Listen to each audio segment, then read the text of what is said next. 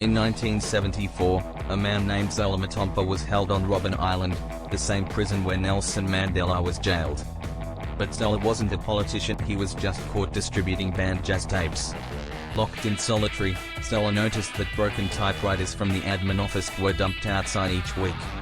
Over 3 months, he smuggled out ribbons, rubber tubing, and film reels. Why? To build a breathing tube. On a foggy morning, he crawled through a laundry duct, swam under a patrol boat, breathing through the device like a snorkel. The water was freezing. There were sharks. But Zola made it 1.6 kilometers to the mainland. No one believed it was possible. Today, he's a music teacher in Cape Town. Would you risk sharks, guards, and death just to hear music again? Like if this escape deserves a movie. Comment what you do with nothing but ribbons and hope.